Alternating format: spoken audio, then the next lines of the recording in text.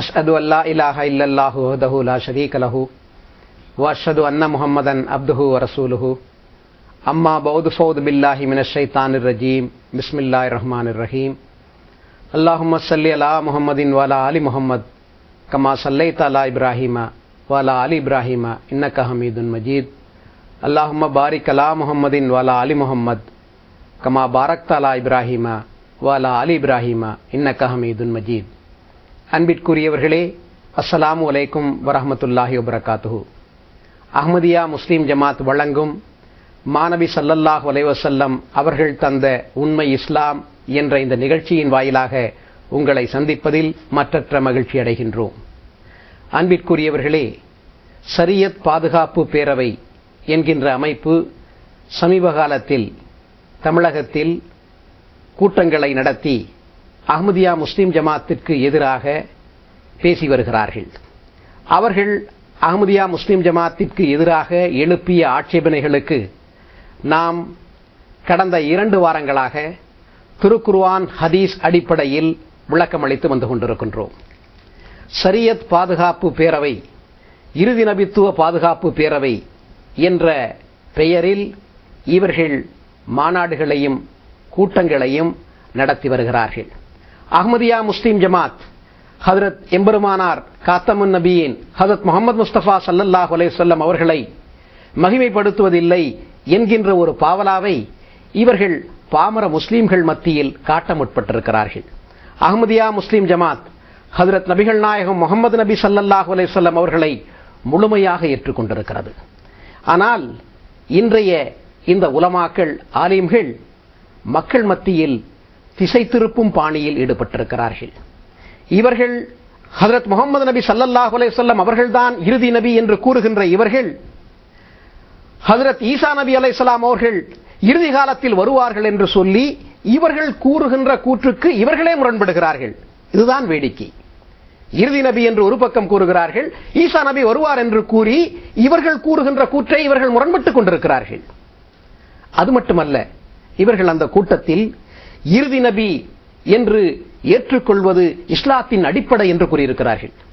அது மட்டுமல்ல, ஹஜ்ரத் நபிகள் நாயகம் ஸல்லல்லாஹு அலைஹி வஸல்லம் அவர்களை இறுதி நபி என்று நம்பாதவர்கள் இஸ்லாத்தில் இருந்து வெளியேறியவர்கள் என்றும் இவர்கள் கூறியிருக்கிறார்கள். எனவே நாம் இந்த நிகழ்ச்சியில் இதற்கு அவர்கள் திருக்குர்ஆனில் இருந்து ஹதீஸ்களில் இருந்து எந்த ஆதாரத்தையும் தரவில்லை. ஷரியத் பாதுகாப்பு பேரவை என்று பெயர் வைத்திருக்கிறார்கள், இறுதி நபி என்று நம்புவது அடிப்படை என்று கூறுகிறார்கள். இதற்கு திருக்குர்ஆன் ஹதீஸில் இருந்து எந்த ஆதாரமும் இல்லை. எனவே நாம் இந்த நிகழ்ச்சியில் இறுதி நபி என்று கூறுவது இஸ்லாத்தின் அடிப்படை, அதை நம்பாதவர்கள் இஸ்லாத்தின் வட்டத்தில் இருந்து வெளியேறியவர்கள் என்று சொல்லியிருக்கிறார்களே, இதனை திருக்குர்ஆன் ஹதீஸ் ஒளியில் நாம் இப்போது ஆராய்வோம். அன்பிற்குரிய சகோதரர்களே, ஹஜ்ரத் ரசூலுல்லாஹ் ஸல்லல்லாஹு அலைஹி வஸல்லம் அவர்களை இறுதி நபி என்று நம்புவது இஸ்லாத்தின் அடிப்படை என்று இவர்கள் பேசியிருக்கிறார்கள். இஸ்லாத்தின் அடிப்படை என்று சொல்ல போனால் ஒன்று அதனை திருக்குர்ஆன் கூற வேண்டும், அல்லது ஹஜ்ரத் ரசூலுல்லாஹ் ஸல்லல்லாஹு அலைஹி வஸல்லம் அவர்கள் கூற வேண்டும். இவர்களாகவே ஒன்றை எடுத்து சொல்லி இது இஸ்லாத்தின் அடிப்படை என்று சொன்னால் அது ஏற்றுக்கொள்ளத்தக்கது அல்ல. இதிலிருந்து இவர்கள் எந்த அளவுக்கு ஷரியத்தில் இருக்கிறார்கள், ஷரியத்தை விட்டு வெளியில் இருக்கிறார்கள் என்பதை பொதுமக்களே, பாமர மக்களே புரிந்து கொள்ள முடியும். சகோதரர்களே, ஹஜ்ரத் ரசூலுல்லாஹ் ஸல்லல்லாஹு அலைஹி வஸல்லம் அவர்கள் இஸ்லாத்தினுடைய அடிப்படையாக கூறியது என்னவென்றால், புனியல் இஸ்லாமு அலா ஹம்சின் என்று கூறினார்கள். அதாவது இஸ்லாத்தினுடைய அடிப்படை வைக்கப்பட்டது 5 விஷயங்களில் ஆகும். ஆக இஸ்லாத்தின் அடிப்படை என்பதே 5 விஷயங்களில் தான் இருக்கிறது என்று யார் கூறுகிறார்கள்? ஹஜ்ரத் ரசூலுல்லாஹ் ஸல்லல்லாஹு அலைஹி வஸல்லம் அவர்கள் கூறுகிறார்கள். முழுமையான ஷரியத்தை கொண்டு வந்த அந்த ரசூல் ஸல்லல்லாஹு அலைஹி வஸல்லம் அவர்கள் கூறியிருக்கிறார்கள்.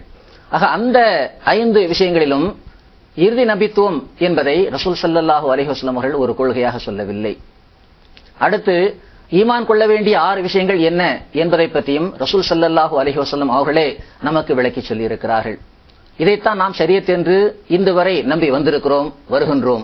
அதுதான் ஒரு உண்மையான முஸ்லிமுடைய நம்பிக்கையாகவும் இருக்க முடியும்.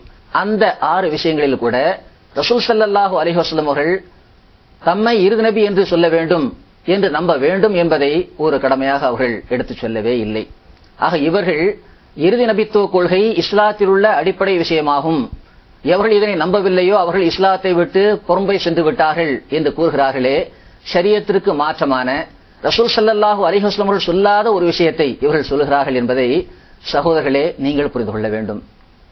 நாங்கள் எதை சொன்னாலும் திருக்குரான் ஹதீஸின் அடிப்படையில் ஆதாரம் காட்டி விளக்குவோம்.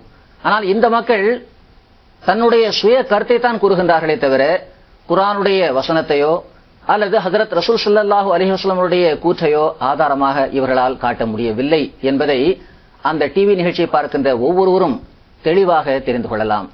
அது மட்டுமல்லாமல் இவ்வாறு இறுதி நபித்துவ கொள்கையை இஸ்லாம் பறைசாற்றுகிறது என்ற ஒரு பொய்யை இவர்கள் கூறியிருக்கிறார்கள். ஆனால் அதற்கு எந்த விதமான அடிப்படை ஆதாரம் இல்லை என்று நாம் கூறுகிறோம். அது மட்டுமல்லாமல் இவ்வாறு இறுதி நபித்துவ கொள்கையை கொண்டிருப்பது ஒரு வழிகேடு என்றே திருக்குரான் கூறுகிறது. சகோதரர்களே, ஒரு பக்கம் இதுதான் இஸ்லாத்தின் அடிப்படை என்று இவர்கள் கூறுகிறார்கள். ஆனால் அவ்வாறு திருக்குரான் கூறுகிறதா என்று திருக்குரானின் ஒளியிலேயே நாம் ஆய்வு செய்ய கடமைப்பட்டிருக்கிறோம். வாருங்கள், திருக்குரான் இறுதி நபித்துவத்தை பற்றி என்ன கூறுகிறது என்று பார்க்க போனால், அதிகாரம் 40 வசனம் 35 அல்லாஹ் இவ்வாறு கூறுகின்றான், வலக்கத் ஜாஅக்கும் யூசுஃபு மின் கப்லு பில் பையினாத்தி ஃபமா ஸில்தும் ஃபீ ஷக்கின் மிம்மா ஜாஅக்கும் பிஹி.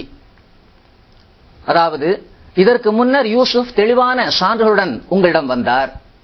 யூசுப் நபியை பற்றி அல்லாஹ் கூறுகின்றான், அந்த யூசுப் நபி தெளிவான சான்றுகளோடு உங்களிடம் வந்தார்.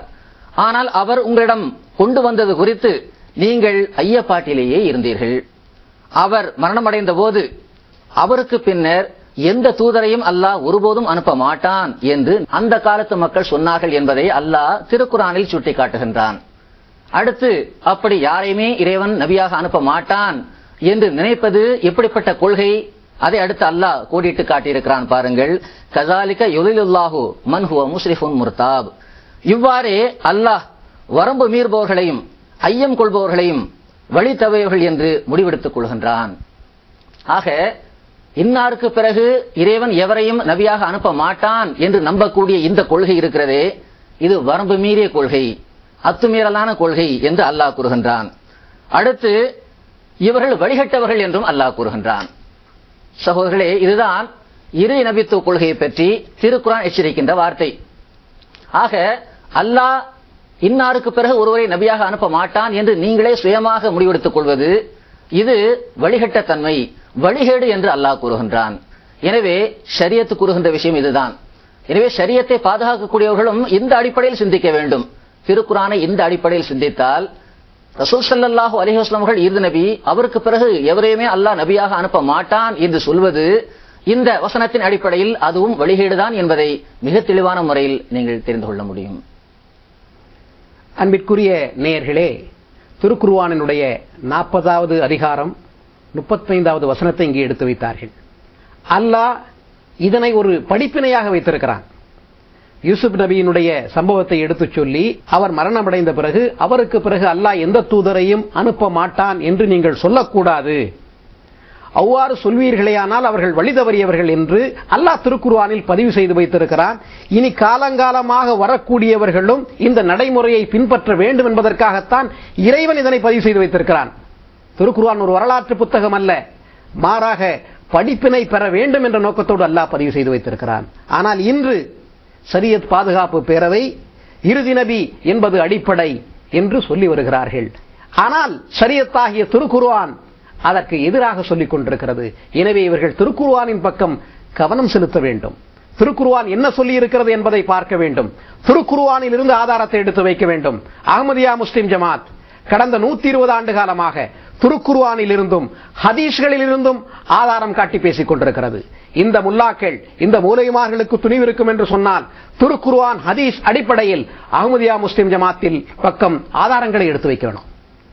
இவ்வாறு இவர்கள் சொல்கிறார்கள், திருக்குர்ஆனில் முரண்படுகிறது என்பதை அவர்கள் மக்கள் மத்தியில் எடுத்துச் சொல்ல வேண்டும். சும்மா பாவலா காட்டி விட்டு சென்று கொண்டிருக்கிறார்கள். அனைவரும் ஒன்று சேர்ந்து இருக்கிறது போன்ற ஒரு பாவலாவை காட்டியிருக்கிறார்கள். உடைந்த சட்டியை ஒட்டி காட்ட முற்பட்டிருக்கிறார்கள் என்றே நாம் சொல்ல வேண்டும். அது மட்டுமல்ல சகோதரர்களே, இவர்கள் சொன்னார்கள் காத்தமுன் நபியின் என்று இறுதி நபி என்று சொல்லப்பட்டிருக்கிறது என்றும் இவர்கள் சொன்னார்கள். எனவே இந்த நிகழ்ச்சியில் நாமும் இந்த காத்தமுன் நபியின் என்பதற்கு திருக்குர்ஆனின் அடிப்படையில் என்ன பொருள், ஹஜ்ரத் ரசூல் ஸல்லல்லாஹு அலைஹி வஸல்லம் அவர்கள் இதற்கு என்ன விளக்கம் அளித்திருக்கிறார்கள் என்பதையும் நாம் நேயர்களுக்கு விளக்குவோம். அவர்கள் மிக தெளிவான முறையில் அதனையும் புரிந்து கொள்ள முடியும். ஹாத்தமுன் நபியின் என்றால் இறுதி நபி, கடைசி நபி என்று ஒரு விளக்கம் அளித்து, சுயமாக ஒரு விளக்கம் அளித்து முஹம்மது முஸ்தபா ஸல்லல்லாஹு அலைஹி வஸல்லம் இறுதி நபி என்றார்கள். ஆனால் உலகத்தில் நபிமார்கள் தோன்றும் போதெல்லாமே இறுதி நபி பாதுகாப்பு பேரவைகள் இருந்திருக்கிறது என்பது குர்ஆன் சொல்லுகின்ற ஒரு கூற்று. ஒவ்வொரு நபி வரும்போதும் இனி நபி வரக்கூடாது என்பதுதான் அன்றைய காலத்தில் ஷரியத்து பாதுகாப்பு பேரவைகள் எடுத்து வைத்த ஒரு கொள்கை. குர்ஆனில் ஒரு இடத்தில் ஃபபாஸல்லாஹு நபியீன முபஷ்ஷிரீன வ முன்சிரீன், அவ்வாறுள்ள கொள்கைகள் ஒற்றுமையுடன் எடுத்து வைக்கும் போது அல்லாஹ் நபிமார்களையும் அனுப்புவான். அவர் முபஷ்ஷிரீங்களும் முன்சிரீங்களும், நற்செய்தி வழங்குபவர்களும் எச்சரிக்கை செய்பவர்களும் ஆவார்கள் என்பது கூடி குர்ஆனில் இடம்பெற்றுள்ளது.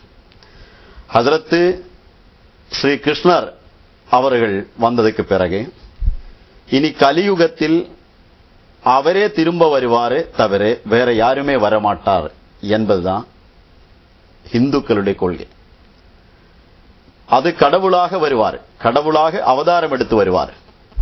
இதே போன்று ஈசா நபி அலைஹிஸ்ஸலாம் வந்ததுக்கு பிறகு ஈசா நபி அலைஹிஸ்ஸலாமே திரும்ப வருவாரே தவிர வேற யாருமே வரமாட்டார் என்பதுதான் கிறிஸ்தவர்களுடைய கொள்கை. அதுவும் கடவுளாக தான் வருவார். புத்தருக்கு பிறகு வேற யாருமே வரமாட்டாரு, மைத்ரி புத்தர் தான் வருவாரு, அது புத்தரே திரும்ப வருவாரு என்பதுதான் புத்த மதத்தினருடைய கொள்கை. இனி நுபுவத்தே இல்லாத சீக்கிய கொள்கையின் அடிப்படை பார்க்கும்போது சீக்கியர்களுடைய கொள்கை என்னவென்றால் குருநானக்கே திரும்ப வருவாரே தவிர வேற யாருமே வரமாட்டார். ஆனா முஸ்லிம்களுடைய கொள்கை தான் வேடிக்கையான கொள்கை. முஹம்மது முஸ்தபா ஸல்லல்லாஹு அலைஹி வஸல்லமுக்கு பிறகு முஹம்மது முஸ்தபா ஸல்லல்லாஹு அலைஹி வஸல்லம் திரும்ப வரமாட்டார்.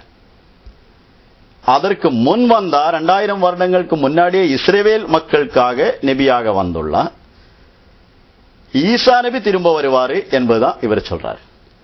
கிறிஸ்தவர்கள் ஈசா நபி திரும்ப வருவாருன்னு சொல்லும் போது அவர் கடவுளாக வருவாருன்னு சொல்றாரு. ஆனால் முஸ்லிம்கள் முகமது நபி ஸல்லல்லாஹு அலைஹி வஸல்லம் உம்மத்துக்கு இனி முஹம்மது முஸ்தபா ஸல்லல்லாஹு அலைஹி வஸல்லம் திரும்ப வர முடியாது, அந்த கடவுளாக கிறிஸ்தவர்கள் நம்பக்கூடிய அந்த ஈசா நபியாக வருவாரு என்று இவர்கள் சொல்றார். அல்சிமேசியா நோய் உள்ள ஆளுகள் தான் இவ்வாறு சொல்ல முடியும். இறுதி நபி சொன்னா முஹம்மது நபி ஸல்லல்லாஹு அலைஹி வஸல்லம், அதுக்கப்புறம் இன்னொரு நபி வருவாரு, அது ஞாபகம் இல்லை இவருக்கு. அல்லது லாஸ்ட் வண்டி இதுதான் சொன்னதுக்கு பிறகு இன்னொரு லாஸ்ட் வண்டி கூட வருது என்று சொல்ல மாதிரி இருக்குது. உண்மையில் ஒரு பொது அறிவின் அடிப்படை பார்க்கும்போது கூட முரண்பாடான ஒரு கொள்கை வைத்து ஷரியத்தினுடைய பாதுகாப்பு என்று சொல்லும் போது முரண்பாடு கொள்கையுடைய பாதுகாப்பு என்பதுதான் இதுக்கு சொல்ல முடியும்.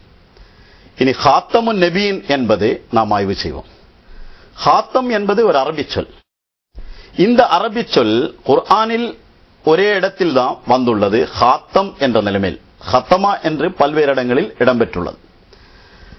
ஒரு பன்மை சொல் நெபிமார்கள் என்ற ஜம்இலிடம், அதாவது பன்மை சொல்லிடம் சேர்த்து இலாஃபத்து செய்து சொல்லப்பட்டுள்ளது. இதே வார்த்தை ஹாத்தம் என்ற சொல் அரபியில் பல்வேறு இடங்களில் பல்வேறு அரபிகள் பல்வேறு அறிஞர்கள் பயன்படுத்தியுள்ளார்கள். உதாரணமாக ஹாத்தமுல் முஃபஸ்ஸிரீன், குர்ஆன் விளக்க உரை எழுதியவர்களில் மிக சிறந்தவர் என்ற நிலைமையில் பயன்படுத்தப்பட்டுள்ளது. குர்ஆனுடைய விரிவுரையில் கடைசி ஆள் என்று சொன்னால் இந்த பிரிவினர்களுடைய அனைத்து விரிவுரைகளுக்கு அப்பாற்பட்டதாக அமையும்.